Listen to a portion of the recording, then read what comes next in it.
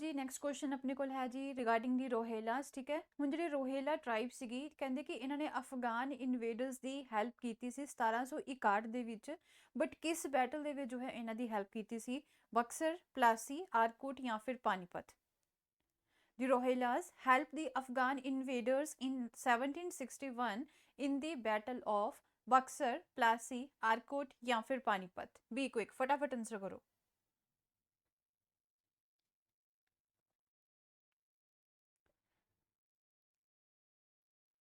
सो इस the right answer आएगा that is the option D. ठीक है, ਕਿਹੜਾ ਸੀਗਾ? ਪਾਨੀਪਤ ਦੀ ਬੈਟਲ ਦੇ ਵਿੱਚ ਜਿਹੜੀ ਰੋਹੇਲਾ ਸੀਗੇ ਉਹਨਾਂ ਨੇ ਅਫਗਾਨਾਂ ਦੀ ਹੈਲਪ ਕੀਤੀ ਸੀ 1761 ਦੇ ਵਿੱਚ। ਠੀਕ ਹੈ, ਤੇ ਜਿਹੜੀ ਤੀਸਰੀ ਬੈਟਲ ਸੀਗੀ ਪਾਨੀਪਤ ਦੀ ਕਦੋਂ ਹੋਈ ਸੀਗੀ? 14 ਜਨਵਰੀ 1761 ਨੂੰ ਹੋਈ ਸੀਗੀ ਪਾਨੀਪਤ ਦੇ ਵਿੱਚ। ਲਗਭਗ ਦਿੱਲੀ ਤੋਂ 60 ਮੀਲ ਜਾਂ ਫਿਰ 97 ਕਿਲੋਮੀਟਰ ਜੋ ਹੈ ਦੂਰ ਬੋਲ ਸਕਦੇ ਹਾਂ। ਓਕੇ, ਐਂਡ ਮਰਾਠਿਆਂ ਦੇ ਵਿਚਕਾਰ ਸੀਗੀ, ਐਂਡ ਈਵਨ ਜਿਹੜੇ ਅਫਗਾਨਿਸਤਾਨ ਤੋਂ ਜਿਹੜੇ ਇਨਵੇਡਿੰਗ ਫੋਰਸਿਸ ਸੀਗੀਆਂ ਅਹਿਮਦ ਸ਼ਾਹ ਅਬਦਾਲੀ ਦੀਆਂ। ਠੀਕ ਹੈ, ਐਂਡ ਸਪੋਰਟਡ ਬਾय ਦੀ 2 ਇੰਡੀਅਨ ਅਲਾਈਜ਼। ਤੇ ਅਹਿਮਦ ਸ਼ਾਹ ਅਬਦਾਲੀ ਨੂੰ ਜੋ ਹੈ ਦੋ ਬੰਦਿਆਂ ਨੇ ਜਾਂ ਫਿਰ ਆਪਾਂ ਕਹਿ ਸਕਦੇ ਕਿ ਦੋ ਜਣਿਆਂ ਨੇ ਸਪੋਰਟ ਕੀਤਾ ਸੀਗਾ। ਇੱਕ ਤਾਂ ਸੀਗੇ ਰੋਹਿਲਾਸ ਤੇ ਦੂਸਰਾ ਸੀਗਾ ਨਾਜ਼ਿਬ ਉਦ ਦੌਲਾ। ਓਕੇ, ਤੇ ਦੂਸਰਾ ਸੀ ਸ਼ੁਜਾ ਉਦ ਦੌਲਾ ਜਿਹੜਾ ਕਿ ਅਵਧ ਦਾ ਨਵਾਬ ਸੀਗਾ। ਇਹਨਾਂ ਦੋਨਾਂ ਨੇ ਮਦਦ ਕੀਤੀ ਸੀਗੀ ਅਹਿਮਦ ਸ਼ਾਹ ਅਬਦਾਲੀ ਦੀ ਐਂਡ ਮਰਾਠਿਆਂ ਦੇ ਖਿਲਾਫ। ਠੀਕ ਹੈ, ਸੋ ਇਹ ਚੀਜ਼ ਸੀਗੀ, ਇਹ ਚੀਜ਼ ਤੁਸੀਂ ਯਾਦ ਰੱਖਣੀ ਹੈ। ਤੀਸਰੀ ਬੈਟਲ ਦੇ ਵਿੱਚ ਜੋ ਹੈ ਇਹਨਾਂ ਨੇ ਮਦਦ ਕੀਤੀ ਸੀ। ਨੈਕਸਟ ਕੁਐਸਚਨ ਹੈ, ਕਹਿੰਦੇ the landmark of Dalhousie's administration does not include. ਹੁਣ ਜਿਹੜਾ ਲਾਰਡ ਡਲਹੌਜ਼ੀ ਦੇ ਟਾਈਮ ਤੇ ਪ੍ਰਸ਼ਾਸਨ ਸੀਗਾ ਉਹਦੇ ਵਿੱਚ ਜੋ ਹੈ ਮਤਲਬ ਕਿਹੜੀ ਚੀਜ਼ ਨਹੀਂ ਇਨਕਲੂਡਡ ਸੀ, ਮਤਲਬ ਕਿਹੜਾ ਕੰਮ ਉਸਨੇ ਨਹੀਂ ਕੀਤਾ ਸੀ? Indian railways, English as the medium of instruction, public work department ਜਾਂ ਫਿਰ telegraph. The landmark of Dalhousie's administration does not include the Indian Railways, English as the medium of instruction, Public Works Department या फिर Telegraph।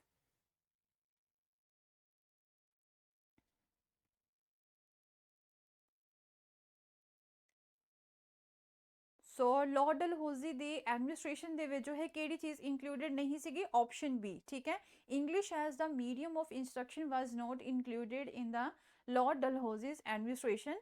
After this, Indian Railway, Public Work Department and even Telegraph, ਇਹ ਸਾਰੇ ਹੀ ਕੰਮ ਜਿਹੜੇ ਸੀਗੇ ਕਿਸ ਦੇ ਦੁਆਰਾ ਕੀਤੇ ਗਏ ਸੀ? ਲਾਰਡ ਡਲਹੌਜ਼ੀ ਦੇ ਦੁਆਰਾ ਹੀ ਕੀਤੇ ਗਏ ਸੀਗੇ। ਠੀਕ ਹੈ, ਨੈਕਸਟ ਕੁਐਸਚਨ ਹੈ ਜੀ, commissioners for the affairs of India ਵਰ ਨੋਨ ਐਜ਼। ਕਹਿੰਦੇ ਜਿਹੜੇ ਆਪਣੇ ਇੰਡੀਆ ਦੇ ਲਈ ਜਿਹੜੇ ਕਮਿਸ਼ਨਰ ਸੀਗੇ ਉਹਨਾਂ ਨੂੰ ਕਿਸ ਨਾਮ ਦੇ ਨਾਲ ਜਾਣਿਆ ਜਾਂਦਾ ਸੀ?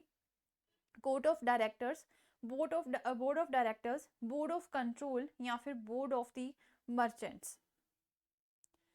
Commissioners for the affairs of India were known as court of directors, board of directors, board of control या फिर बोर्ड ऑफ द मर्चेंट्स।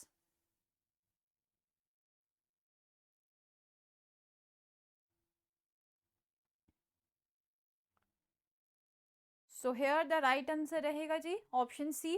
ठीक है, ਦੀ ਬੋਰਡ ਆਫ ਕਮਿਸ਼ਨਰ ਅਗਰ ਅਸੀਂ ਗੱਲ ਕਰੀਏ ਜਾਂ ਫਿਰ ਇਸ ਦਾ ਜਿਹੜਾ ਰਾਈਟ ਆਨਸਰ ਕੀ ਰਹੇਗਾ ਜੀ? Option C is the right answer. Board of control ਦੇ ਨਾਮ ਦੇ ਨਾਲ ਉਸ ਨੂੰ ਜਾਣਿਆ ਜਾਂਦਾ ਸੀਗਾ।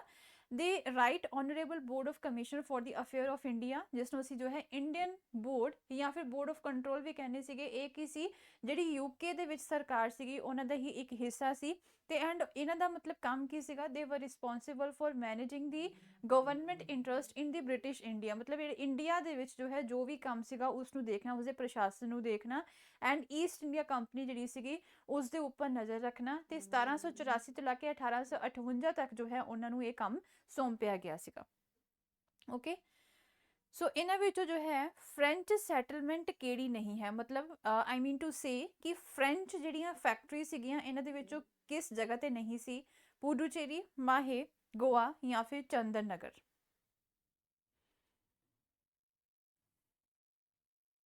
Which of the following is not a French settlement in India? Puducherry, माहे, गोवा या फिर चंदन नगर।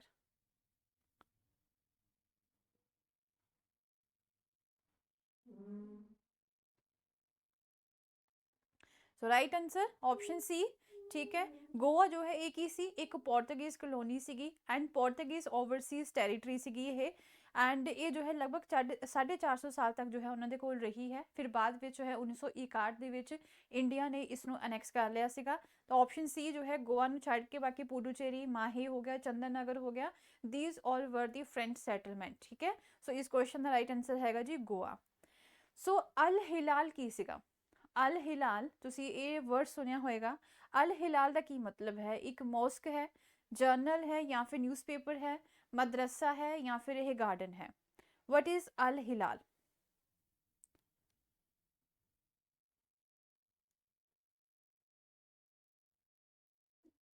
मॉस्क है, जर्नल है, न्यूज़पेपर है, मदरसा है या फिर यह गार्डन है। Right answer option B. ठीक है जी। कहते अल हिलाल ना एक वीकली उर्दू लैंग्वेज न्यूज़पेपर से जिसनों मौलाना अबुल कलाम आज़ाद के द्वारा इस्टैबलिश किया गया सीगा एंड इसनों किस चीज़ लिए यूज़ किया जाता सीगा कि उस टाइम जो ब्रिटिश राज सीगा उसनों क्रिटिसाइज़ करने लिए यूज़ किया जाता सी। ठीक है। तेरा पहला इशू सीगा इसका 13 जुलाई 1912 ਨੂੰ जो है मतलब उसको पब्लिश किया गया सीगा। Right. So option B is the right answer. एक वीकली उर्दू लैंग्वेज न्यूज़पेपर सी। नैक्सट क्वेश्चन है कहते बैटल ऑफ प्लासी के टाइम ते बंगाल का नवाब कौन सी? मीर जाफर, मीर कासिम, सिराजुद्दौला या फिर इन्हां विचों कोई भी नहीं। Who was the nawab of Bengal during the battle of Plassey?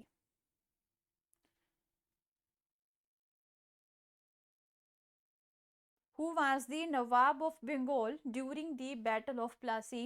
Mir Jafar, Mir Qasim, Sirajuddaula या फिर none of these. So right answer option C. ठीक है जी। सिराजुद्दौला उस टाइम ते बंगाल का नवाब से जिस टाइम ते बैटल ऑफ प्लासी हुई सी 1757 ਦੇ ਵਿੱਚ ਹੋਈ ਸੀਗੀ between the Nawab of Bengal ਸਿਰਾਜੂਦੋਲਾ ਤੇ ਦੂਸਰੀ ਸਾਈਡ ਤੇ ਈਸਟ ਇੰਡੀਆ ਕੰਪਨੀ ਸੀਗੀ ਤੇ ਇਹਦੇ ਵਿੱਚ ਜਿਹੜੇ ਬ੍ਰਿਟਿਸ਼ ਫੋਰਸਿਸ ਸੀਗੀਆਂ ਉਹ ਜਿੱਤ ਜਾਂਦੀਆਂ ਹੈ ਤੇ ਇਹੀ ਜੋ ਹੈ ਇੱਕ ਆਪਾਂ ਕਹਿ ਸਕਦੇ ਕਿ ਮਾਈਲਸਟੋਨ ਬਣਦਾ ਹੈ ਉਹਨਾਂ ਦੇ ਲਈ ਜਿਸ ਤੋਂ ਬਾਅਦ ਜੋ ਹੈ ਉਹਨਾਂ ਦਾ ਜਿਹੜਾ ਰਾਹ ਹੈ ਉਹ ਪੱਧਰਾ ਹੋ ਜਾਂਦਾ ਹੈ ਕਲੀਨ ਹੋ ਜਾਂਦਾ ਹੈ ਤੇ ਉਹ ਜੋ ਹੈ ਫਿਰ ਅੱਗੇ ਜਿੱਤ ਹੀ ਜਿਹੜੀ ਹੈ ਪ੍ਰਾਪਤ ਕਰਦੇ ਤੇ ਆਪਣਾ ਜਿਹੜਾ ਇੱਥੇ ਰੂਲ ਹੈ ਉਸ ਨੂੰ ਇਸਟੈਬਲਿਸ਼ ਕਰ ਲੈਂਦੇ ਹੈ। ਠੀਕ ਹੈ। ਨੈਕਸਟ ਕੁਐਸਚਨ ਹੈ ਜੀ ਆਪਣੇ ਕੋਲ ਕਹਿੰਦੇ ਜਿਹੜਾ ਪਰਮਾਨੈਂਟ ਸੈਟਲਮੈਂਟ ਸਿਸਟਮ ਜਿਸ ਨੂੰ ਲਾਰਡ ਕੋਰਨਵਾਲਿਸ ਨੇ ਬੰਗਾਲ ਦੇ ਵਿੱਚ ਇੰਟਰੋਡਿਊਸ ਕੀਤਾ ਸੀ ਉਸ ਨੂੰ ਅਸੀਂ ਕਿਸ ਨਾਮ ਦੇ ਨਾਲ ਜਾਣਦੇ ਸੀਗੇ? ਬੰਗਾਲ ਦੇ ਵਿੱਚ ਇੱਕ ਪਰਮਾਨੈਂਟ ਸੈਟਲਮੈਂਟ ਸਿਸਟਮ ਸੀਗਾ ਜੋ ਕਿ ਇੱਕ ਲੈਂਡ ਰੈਵਨਿਊ ਸਿਸਟਮ ਸੀਗਾ। ਠੀਕ ਹੈ। ਉਸ ਨੂੰ ਕਿਸ ਨਾਮ ਦੇ ਨਾਲ ਜਾਣਿਆ ਜਾਂਦਾ ਸੀ ਬੰਗਾਲ ਦੇ ਵਿੱਚ? ਰਾਇਤਵਾਰੀ ਸਿਸਟਮ, ਮਾਹਲਵਾਰੀ ਸਿਸਟਮ, ਜ਼ਮੀਨਦਾਰੀ ਸਿਸਟਮ ਜਾਂ ਫਿਰ ਇਕਤਾਦਾਰੀ system.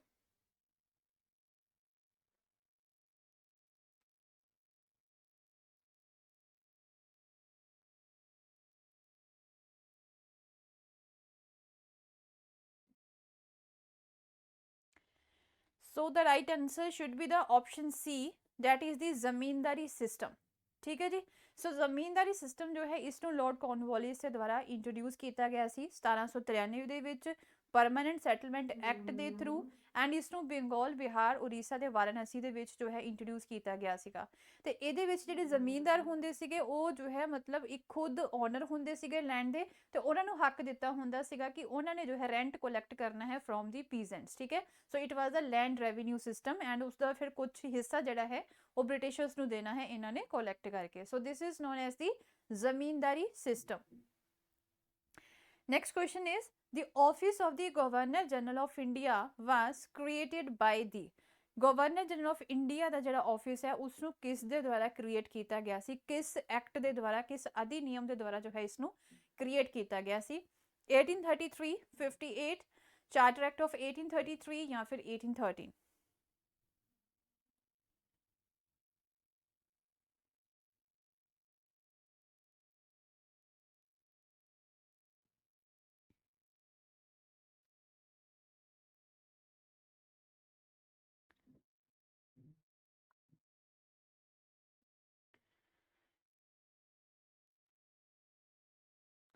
So here the right answer should be option C, that is the office of the Governor General of India. It was created by the Charter Act of the 1833. ठीक है। So option C is the right answer. Now the next question is who was the first Governor General of the New India new Indian dominion, sorry, right, new Indian dominion, I mean to say ਕਿ 1947 ਦੇ ਵਿੱਚ ਜੋ ਹੈ ਪਹਿਲੇ governor general ਕੌਣ ਸੀਗੇ? ਰਾਜਿੰਦਰ ਪ੍ਰਸਾਦ, ਵੱਲਭ ਭਾਈ ਪਟੇਲ, ਰਾਜਗੋਪਾਲਚਾਰੀ ਜਾਂ ਫਿਰ ਲੋਰਡ ਮਾਊਂਟਬੇਟਨ। ਨਿਊ ਇੰਡੀਅਨ ਡੋਮੀਨੀਅਨ ਦੇ ਪਹਿਲੇ ਗਵਰਨਰ ਜਨਰਲ ਕੌਣ ਸੀਗੇ? ਡਾਕਟਰ ਰਾਜਿੰਦਰ ਪ੍ਰਸਾਦ, ਸਰਦਾਰ ਵੱਲਭ ਭਾਈ ਪਟੇਲ, ਸੀ ਰਾਜਗੋਪਾਲਚਾਰੀ ਜਾਂ ਫਿਰ lord ਮਾਊਂਟਬੇਟਨ।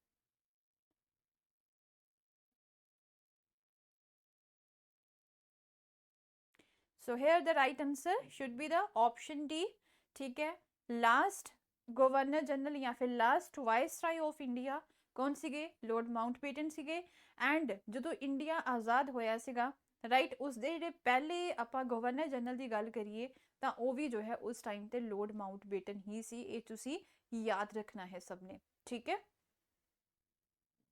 So who gave the title of the ਮਹਾਮਾਨਾ to ਦੀ ਮਦਨ ਮੋਹਨ ਮਾਲਵੀਆ, ठीक है। महामन ਦਾ ਜਿਹੜਾ ਟਾਈਟਲ ਹੈ ਉਹ ਕਿਸ ਨੇ ਦਿੱਤਾ ਸੀਗਾ ਮਦਨ ਮੋਹਨ ਮਾਲਵੀਆ ਨੂੰ? ਦਾਦਾ ਭਾਈ ਨਹਿਰੂ ਜੀ, ਗੋਪਾਲ ਕ੍ਰਿਸ਼ਨ ਗੋਖਲੇ, ਰਵਿੰਦਰਨਾਥ ਟੈਗੋਰ ਜਾਂ ਫਿਰ ਬਾਲ ਗੰਗਾਧਰ ਤਿਲਕ।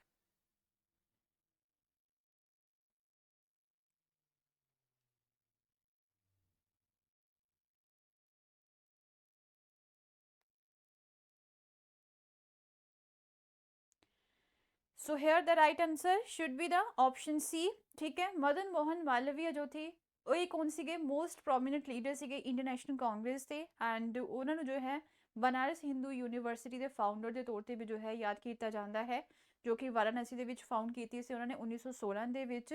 ਤੇ ਰਵਿੰਦਰਨਾਥ ਟੈਗੋਰ ਨੇ ਜੋ ਹੈ ਉਹਨਾਂ ਨੂੰ ਇਹ ਟਾਈਟਲ ਦਿੱਤਾ ਸੀਗਾ, ਠੀਕ ਹੈ। ਐਂਡ 2015 ਦੇ ਵਿੱਚ ਪੋਸਟਮਸ ਮਤਲਬ ਆਫਟਰ ਦੀ ਡੈਥ ਉਹਨਾਂ ਨੂੰ ਭਾਰਤ ਰਤਨ ਦਾ ਅਵਾਰਡ ਵੀ ਦਿੱਤਾ ਗਿਆ ਸੀ। So option C is the right answer. Next question is the all India Muslim League was founded by. All India Muslim League किसके द्वारा जो है फाउंड की गई सी? मौलाना अहमद अली, मोहम्मद अली जिन्ना, आगा खान और दी हाकिम Ajmal Khan.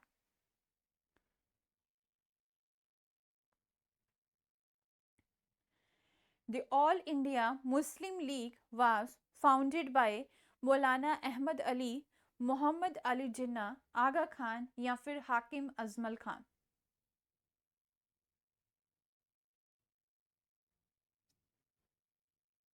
So what will be the right answer here? So the right answer is option C. Okay, All India Muslim League was founded by the Aga Khan and Salim Ullah Khan, जो कि नवाब सीगे ढाका दे in December 1906. So is the right answer रहेगा option C. Now the next question is Gandhi-Irwin Pact was signed on. Gandhi-Irwin Pact किस date ਨੂੰ sign ਕੀਤਾ ਗਿਆ ਸੀ? 10th of March 1930, 20th March 1931, 20 March 1932 या फिर 5th March 1931। Gandhi-Irwin Pact was signed on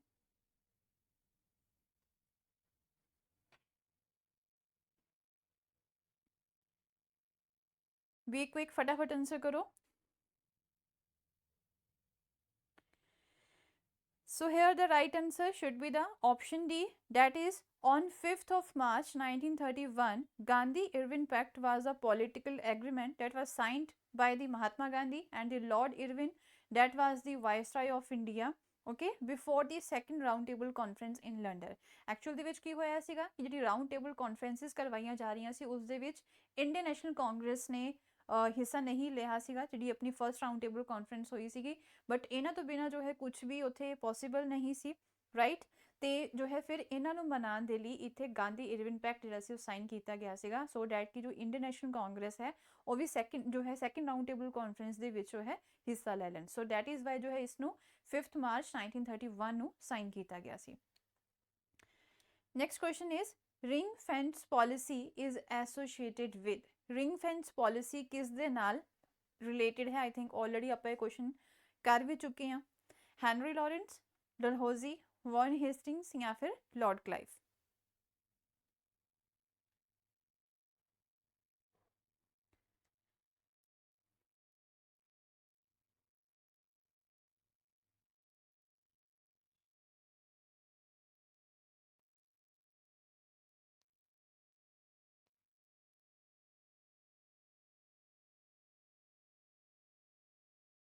So the ring fence policy is associated with the Warren Hastings. So as you already know 1765 ਤੋਂ ਲੈ ਕੇ 1813 ਤੱਕ ਜੋ ਹੈ ਰਿੰਗ ਫੈਂਸ ਪਾਲਿਸੀ ਨੂੰ implement ਕੀਤਾ ਗਿਆ ਸੀਗਾ ਵਾਰਨ ਹੇਸਟਿੰਗਸ ਦੇ ਦੁਆਰਾ ਬਫਰ ਜ਼ੋਨਸ ਨੂੰ ਕ੍ਰੀਏਟ ਕਰਨ ਦੇ ਲਈ ਸੋ ਡੈਟ ਕਿ ਜਿਹੜੇ ਕੰਪਨੀ ਦੇ ਬਾਰਡਰਸ ਹੈਗੇ ਉਹਨਾਂ ਨੂੰ ਪ੍ਰੋਟੈਕਟ ਕੀਤਾ ਜਾ ਸਕੇ। ਇਹ ਐਕਚੁਅਲ ਦੇ ਵਿੱਚ ਕੀ ਪਾਲਿਸੀ ਸੀਗੀ ਕਿ ਜਿਹੜੇ ਇਹਨਾਂ ਦੇ ਨੇਬਰ ਸੀਗੇ ਉਹਨਾਂ ਦੇ ਬਾਰਡਰਸ ਨੂੰ ਡਿਫੈਂਡ ਕਰਨਾ ਹੈ in order to protect their own territories, ਆਪਣੇ ਟੈਰੀਟਰੀ ਨੂੰ ਪ੍ਰੋਟੈਕਟ ਕਰਨ ਦੇ ਲਈ। ਠੀਕ ਹੈ, ਜਿਹੜੇ ਇਹਨਾਂ ਦੇ ਨੇਬਰਿੰਗ ਬਾਰਡਰਸ ਹੁੰਦੇ ਸੀ ਜਾਂ ਫਿਰ ਨੇਬਰਿੰਗ ਸਟੇਟਸ ਹੁੰਦੀਆਂ ਸੀ ਉਹਨਾਂ ਦੇ ਏਰੀਆ ਦੇ ਵਿੱਚ ਜੋ ਹੈ ਆਪਣੀ ਸਬਸਾਈਡਰੀ ਫੋਰਸਿਸ ਨੂੰ ਖੜੇ ਕਰਦੇ ਹੁੰਦੇ ਸੀਗੇ ਸੋ ਡੈਟ ਕਿ ਜੋ ਹੈ ਆਪਣੇ ਬਾਰਡਰਸ ਨੂੰ ਪ੍ਰੋਟੈਕਟ ਕਰ ਸਕਣ। Next question is who was the first governor general of the Bengal. First governor general of Bengal कौन सी के, बहुत सिंपल क्वेश्चन है। Roger Drake, Warren Hastings, Lord Cornwallis या फिर सर जॉन शोर।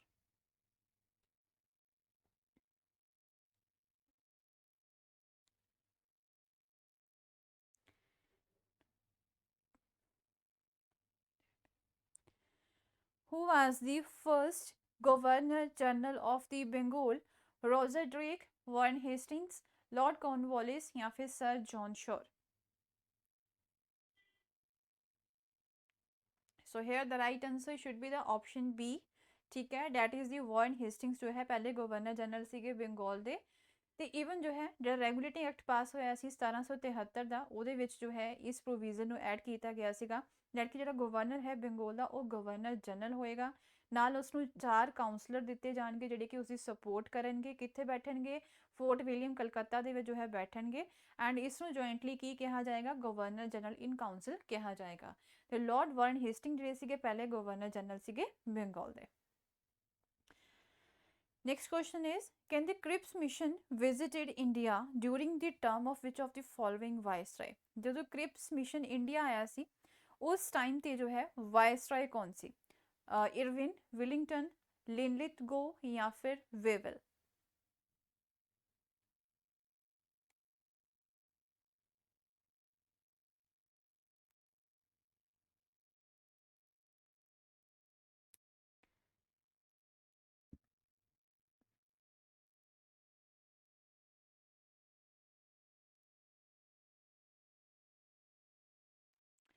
So the right answer option C, that is the Lord Linlithgow ਉਸ time ਤੇ ਵਾਇਸਰਾय ਸੀਗੇ।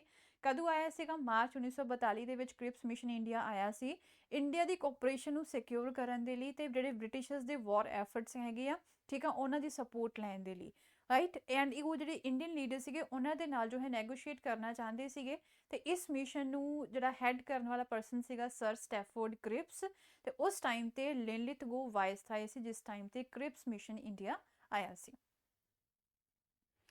Next question is general Bakht Khan and Azimullah Khan ਜੋ ਹੈ ਲੀਡਰ ਸੀਗੇ 1857 ਦੇ ਵਿਦਰੋਹ ਦੇ ਕਿਹੜੀ ਜਗ੍ਹਾ ਤੇ? लखनऊ दिल्ली, कानपुर बरेली, दिल्ली आरा और दिल्ली कानपुर?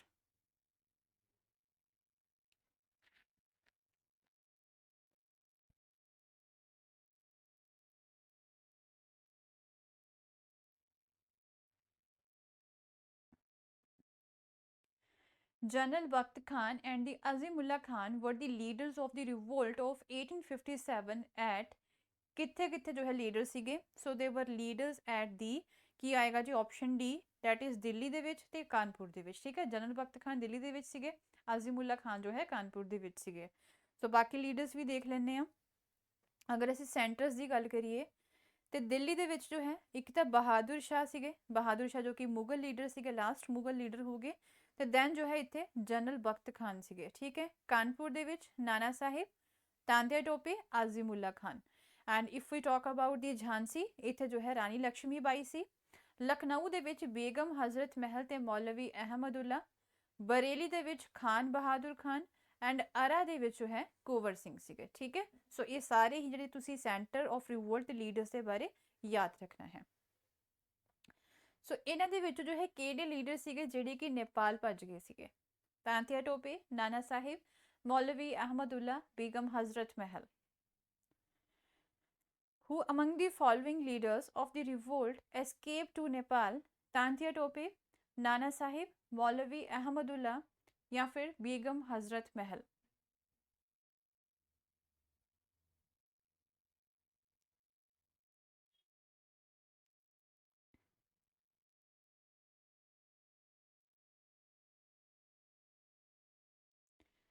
ਸੋ ਹੇਅਰ ਦ ਰਾਈਟ ਆਂਸਰ ਕਿਹੜੇ ਦੋ ਲੀਡਰ ਸੀਗੇ, that is the option D. Okay, so ਅਗਰ ਅਸੀਂ ਗੱਲ ਕਰੀਏ ਇੱਥੇ ਆਪਸ਼ਨ ਡੀ ਦੀ, only 2 and 4 that is Nana Sahib and Begum Hazrat Mahal, ਇਹ ਦੋ ਲੀਡਰ ਸੀਗੇ ਜਿਹੜੇ ਨੇਪਾਲ ਚਲੇ ਗਏ ਸੀਗੇ। ਤੇ ਜਿਹੜੇ ਬਾਕੀ ਲੀਡਰ ਸੀਗੇ, ਬਹਾਦਰ ਸ਼ਾਹ 2 ਜਿਹੜੀ ਗੱਲ ਕਰੀਏ, ਜਿਹੜੇ ਦਿੱਲੀ ਦੇ ਵਿੱਚ ਲੀਡਰ ਸੀਗੇ, ਉਹਨਾਂ ਨੂੰ ਰੰਗੂਨ ਭੇਜ ਦਿੱਤਾ ਗਿਆ ਸੀ। ਨਾਨਾ ਸਾਹਿਬ ਤੇ ਬੇਗਮ ਹਜ਼ਰਤ ਮਹਿਲ ਨੇਪਾਲ ਚਲੇ ਗਏ ਸੀ। ਰਾਣੀ ਲక్ష్ਮੀ ਬਾਈ ਦੀ ਗੱਲ ਕਰੀਏ ਤੇ ਉਹਨਾਂ ਦੀ ਡੈਥ ਹੋ ਗਈ ਸੀ। ਐਂਡ ਤਾਂਤੀਆ ਟੋਪੇ ਨੂੰ ਕੈਪਚਰ ਕਰ ਲਿਆ ਗਿਆ ਸੀ, ਫੜ ਲਿਆ ਗਿਆ ਸੀ ਤੇ ਉਹਨਾਂ ਨੂੰ ਜੋ ਹੈ ਸ਼ਹੀਦ ਕਰ ਦਿੱਤਾ ਗਿਆ ਸੀ। ਠੀਕ ਹੈ। So, which of the following were the reasons for the failure of the revolt of 1857? 1857 ਦੇ ਵਿਦਰੋਹ ਦੀ ਫੇਲਿਅਰ ਦੀ ਅਗਰ ਅਸੀਂ ਗੱਲ ਕਰੀਏ ਤਾਂ ਜੋ ਹੈ ਕੀ ਕਾਰਨ ਸੀਗੇ? Limited territorial and the social base, lack of resources, Hindu Muslim conflicts ਜਾਂ ਫਿਰ lack of the central leadership.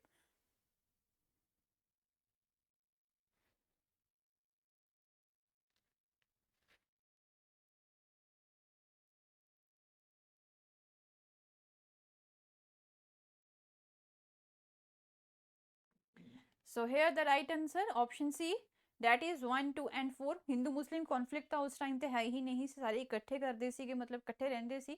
Okay, ਸੋ ਇਸ ਤਰ੍ਹਾਂ ਦੀ ਕੋਈ ਚੀਜ਼ ਉਸ ਟਾਈਮ ਤੇ ਹੈ ਨਹੀਂ ਸੀ। ਬਟ ਹਾਂ, ਇਹਨਾਂ ਦੀ ਜਿਹੜੀ ਟੈਰੀਟੋਰੀਅਲ ਬੇਸ ਸੀਗਾ ਨਾ, ਬਹੁਤ ਲਿਮਿਟਿਡ ਸੀਗਾ। ਸੁਸਾਇਟੀ ਦੇ ਸਾਰੇ ਪਰਸਨਸ ਇਹਦੇ ਵਿੱਚ ਇਨਕਲੂਡਡ ਨਹੀਂ ਸੀਗੇ, ਨਾ ਹੀ ਜੋ ਹੈ ਇੱਕ ਆਲ ਇੰਡੀਆ ਲੈਵਲ ਦਾ ਵਿਦਰੋਹ ਸੀ। ਦੂਸਰਾ, ਰਿਸੋਰਸਿਸ ਦੀ ਵੀ ਘਾਟ ਸੀ, ਪੈਸਾ ਨਹੀਂ ਸੀ ਇਹਨਾਂ ਦੇ ਕੋਲ, ਤੇ ਇੱਕ ਅੱਛਾ ਸੈਂਟਰਲ ਲੀਡਰ ਵੀ ਨਹੀਂ ਸੀਗਾ ਇਹਨਾਂ ਕੋਲ। ਜਿੱਦਾਂ ਕਿ ਇਹਨਾਂ ਨੇ ਮੁਗਲ ਸ਼ਾਸਕ ਨੂੰ ਜੋ ਹੈ ਬਹਾਦਰ ਸ਼ਾਹ 2 ਨੂੰ ਆਪਣਾ ਲੀਡਰ ਤਾਂ ਬਣਾਇਆ ਸੀ, ਸੈਂਟਰਲ ਲੀਡਰ, ਬਟ ਉਸ ਟਾਈਮ ਤੇ ਕੀ ਹੋ ਚੁੱਕੇ ਸੀ, 올ਡ ਹੋ ਚੁੱਕੇ ਸੀਗੇ, ਤਾਂ ਉਹ ਇਹਨਾਂ ਨੂੰ ਗਾਈਡ ਨਹੀਂ ਕਰ ਸਕਦੇ ਸੀਗੇ ਉਸ ਹਿਸਾਬ ਦੇ ਨਾਲ। ਠੀਕ ਹੈ, ਸੋ ਇਹ ਜੋ ਹੈ ਕਾਰਨ ਰਹੇ ਹੈ। ਬਟ ਹਿੰਦੂ ਮੁਸਲਿਮ ਕਨਫਲਿਕਟ ਉਸ ਟਾਈਮ ਤੇ ਇਦਾਂ ਦਾ ਕੁਝ ਵੀ ਨਹੀਂ ਸੀਗਾ। Right, so option C is the right answer. Kanpur ਦੇ ਵਿੱਚ ਕਿਹੜਾ ਬ੍ਰਿਟਿਸ਼ਰਸ ਹੈ ਜਿਸਨੇ ਸਪਰੈਸ ਕੀਤਾ ਸੀ ਰਿਵੋਲਟ ਨੂੰ? ਜੌਨ ਨਿਕੋਲਸਨ, ਕੋਲਿਨ ਕੈਂਪਬੈਲ, ਹਿਊਜ ਰੋਸ ਜਾਂ ਫਿਰ William tailor.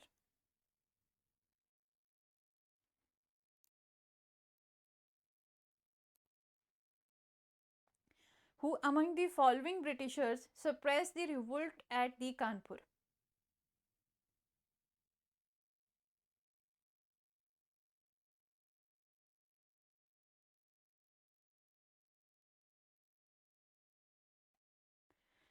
So right answer option B।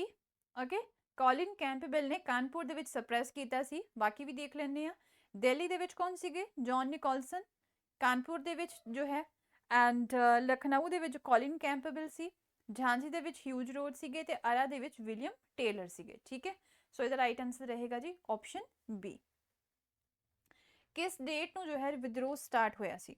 On which state the revolt of 1857 started? 30th of June, 10th of May, 31st of May या फिर 10th of June?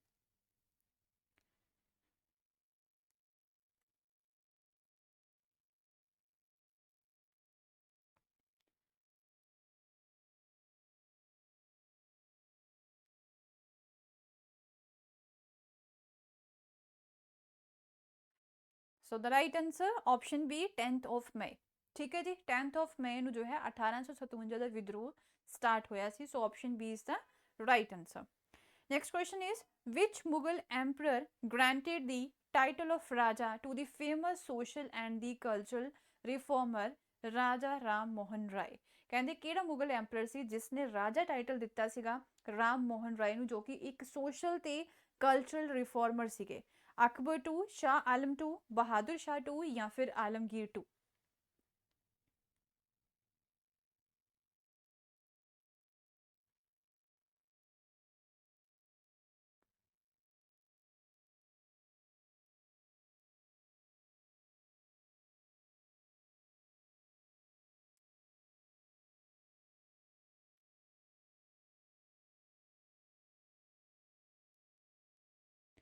So the right answer option A. ਠੀਕ ਹੈ ਜੀ, ਅਕਬਰ 2 ਨੇ ਜੋ ਹੈ ਇਹ title ਦਿੱਤਾ ਸੀਗਾ ਕਿਸ ਨੂੰ? ਰਾਜਾ ਰਾਮ ਮੋਹਨ ਰਾਏ ਨੂੰ। ਠੀਕ ਹੈ, ਐਂਡ ਜੋ ਕਿ ਸੋਸ਼ਲ ਤੇ ਕਲਚਰਲ ਰਿਫਾਰਮਰ ਸੀਗੇ। ਤੇ ਅਕਬਰ 2 ਜੋ ਹੈ ਮੁਗਲ ਐਮਪਰਰ ਸੀਗੇ 1806 ਤੋਂ ਲੈ ਕੇ 1837 ਤੱਕ। ਕਹਿੰਦੇ ਕਿ ਜਿਹੜੀ ਉਹਦੀ ਗ੍ਰੇਵ ਬਣੀ ਹੈ ਨਾ, ਉਹ ਕਿੱਥੇ ਬਣੀ ਹੈ? ਕੁਤੁਬਦੀਨ ਬਖਤਿਆਰ ਕਾਕੀ ਜਿਹੜੇ ਸੀਗੇ ਨਾ ਮਹਿਰੌਲੀ ਦੇ ਵਿੱਚ ਜੋ ਹੈ ਉਹਨਾਂ ਦੇ ਨਾਲ ਜੋ ਉਸਦੀ ਗ੍ਰੇਵ ਬਣੀ ਹੈ। ਤੇ ਅਗਰ ਅਸੀਂ ਰਾਜਾ ਰਾਮ ਮੋਹਨ ਰਾਏ ਦੀ ਗੱਲ ਕਰੀਏ ਤਾਂ ਉਹਨਾਂ ਨੂੰ ਫਾਦਰ ਆਫ ਇੰਡੀਅਨ ਰਿਨਾਇਸੈਂਸ ਦੇ ਨਾਮ ਦੇ ਨਾਲ ਵੀ ਜਾਣਿਆ ਜਾਂਦਾ ਹੈ। ਐਂਡ ਉਹਨਾਂ ਨੇ ਸਤੀ ਪ੍ਰਥਾ ਨੂੰ ਐਬਲਿਸ਼ ਕਰਨ ਦੇ ਵਿੱਚ ਬਹੁਤ ਐਫਰਟ ਲਗਾਏ ਸੀਗੇ। ਬ੍ਰਹਮ ਸਮਾਜ ਦੀ ਸਥਾਪਨਾ ਕੀਤੀ ਉਹਨਾਂ ਨੇ 1828 ਦੇ ਵਿੱਚ, ਤੇ ਹਿੰਦੂ ਕਾਲਜ ਨੂੰ ਵੀ ਜੋ ਹੈ ਇਸਟੈਬਲਿਸ਼ ਕੀਤਾ ਸੀ ਉਹਨਾਂ ਨੇ 1817 ਦੇ ਵਿੱਚ ਕੈਲਕਟਾ ਦੇ ਵਿੱਚ। ਓਕੇ, ਸੋ ਨਵਾਬ ਸਿਰਾਜੁਦੌਲਾ ਆਰਮੀ ਦੇ ਕਮਾਂਡਰ ਇਨ ਚੀਫ ਕੌਣ ਸੀ? Who was the commander in chief of the Nawab Sirajuddaulah army? Murshid Quli Khan, Mir Qasim, Mir Zafar or the Alam Shah?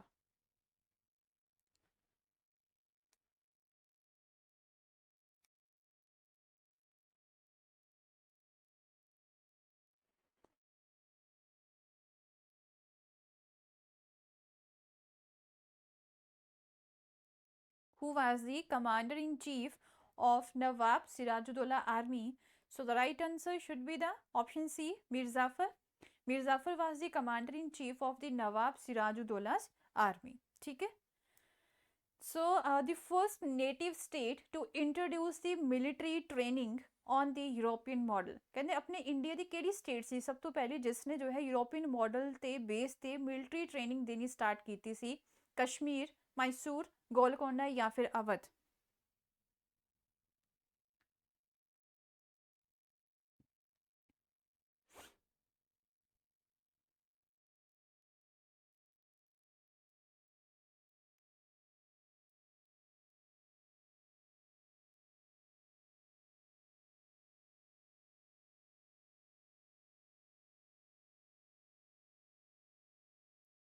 So the right answer option B. ठीक है जी, Mysore. So it was the Mysore state who introduced the military training on the European model. So option B is the right answer. So who abolished the dual government in Bengal? Bengal ਦੇ ਵਿੱਚ ਜੋ ਹੈ dual government ਨੂੰ ਕਿਸਨੇ abolish ਕੀਤਾ ਸੀ? Robert Clive, Lord Cornwallis, Warren Hastings या फिर Lord Minto?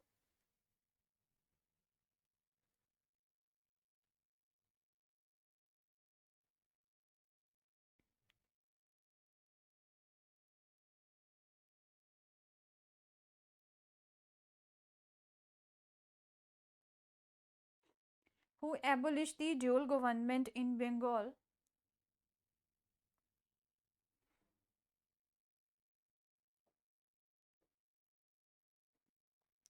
So the right answer option C. ठीक है, वॉरेन हेस्टिंग्स ने 1772 ਦੇ ਵਿੱਚ ਡਿਊਅਲ ਸਿਸਟਮ ਆਫ ਗਵਰਨਮੈਂਟ ਨੂੰ ਐਬੋਲਿਸ਼ ਕਰ ਦਿੱਤਾ ਸੀਗਾ ਐਂਡ ਬੰਗਾਲ ਜੋ ਹੈ ਬ੍ਰਿਟਿਸ਼ਰਸ ਦੇ ਡਾਇਰੈਕਟ ਕੰਟਰੋਲ ਦੇ ਵਿੱਚ ਆ ਗਿਆ ਸੀ। ਠੀਕ ਹੈ, ਤੇ ਜਿਹੜਾ ਨਵਾਬ ਸੀ ਉਹ ਕੀ ਬਣ ਕੇ ਰਹਿ ਗਿਆ ਸੀ? ਜਸਟ ਇੱਕ ਪ੍ਰਿਜ਼ਨਰ ਬਣ ਕੇ ਰਹਿ ਗਿਆ ਸੀਗਾ East India company the. So option C is the right answer. Okay, so that's all for the day. I hope ਤੁਹਾਨੂੰ ਜੋ ਹੈ ਸੈਸ਼ਨ ਅੱਜ ਅੱਛਾ ਲੱਗਿਆ ਹੋਏਗਾ, ਤੁਹਾਡੇ ਲਈ ਹੈਲਪਫੁਲ ਹੋਏਗਾ ਐਂਡ ਮਤਲਬ ਤੁਸੀਂ ਜਿਹੜੀ ਆਪਣਾ ਏਮ ਹੈ ਠੀਕ ਹੈ ਉਸ ਦੇ ਵਿੱਚ ਫੁੱਲਫਿਲ ਹੋਵੋਗੇ। So thank you so much. Session ਨੂੰ ਲਾਈਕ ਤੇ ਸ਼ੇਅਰ ਜ਼ਰੂਰ ਕਰਿਆ ਕਰੋ, ਠੀਕ ਹੈ, ਡਿਫਰੈਂਟ ਗਰੁੱਪਸ ਤੱਕ ਪਹੁੰਚਾ ਦਿਓ ਸੋ ਡੈਟ ਕਿ ਜਿਹੜੇ ਬਾਕੀ ਨੀਡੀ ਸਟੂਡੈਂਟਸ ਹੈ ਉਹਨਾਂ ਦੀ ਵੀ ਹੈਲਪ ਹੋ ਜਾਏ। ਸੋ ਮਿਲਦੇ ਹਾਂ ਜੀ ਹੁਣ ਆਪਾਂ ਫਿਰ ਨੈਕਸਟ ਕਲਾਸਿਸ ਦੇ ਵਿੱਚ। Thank you so much, have a nice day, bye bye.